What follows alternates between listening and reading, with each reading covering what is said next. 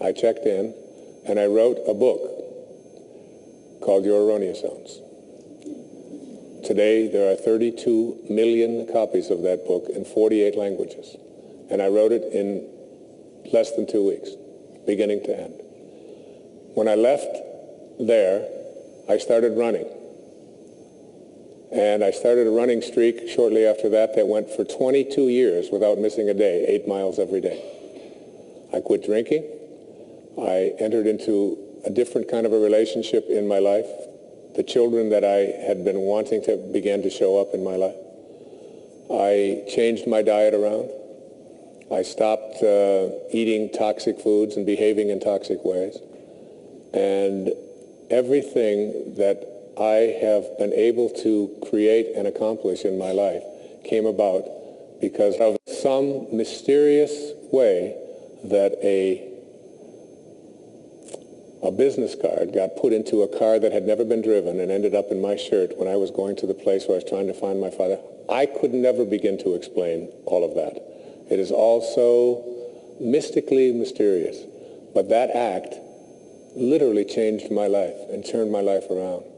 And I can remember as a young boy living at 231 Town Hall Road at Mrs. Scarf's house.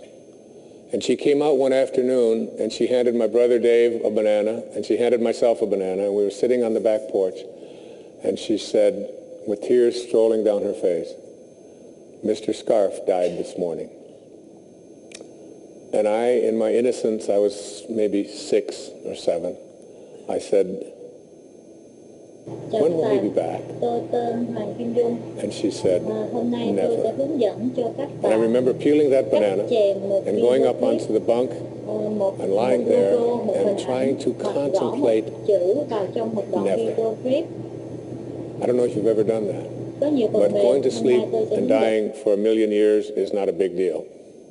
But never, never, and that was when I began to see my infinite nature and began to live on that active side of infinity. Today, with what happened with my father, that act of forgiveness was the most important and powerful tool that really propelled me into the purpose that I'm here for and allowed me to intend this program and the book that I have written and all of the other things that have been accomplishments in my life, including my children, including everything that I hold to be dear, including my health, including my ability to speak without notes, including my voice. All of it came about because of that act of forgiveness and living my life from that moment on the active side of infinity.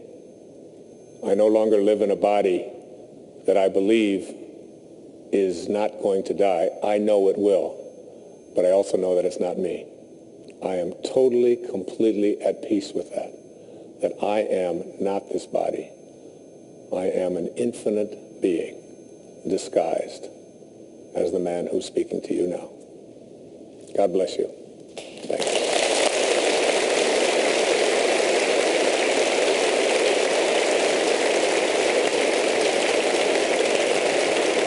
Thank you.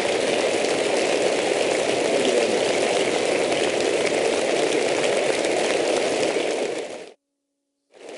Thank you.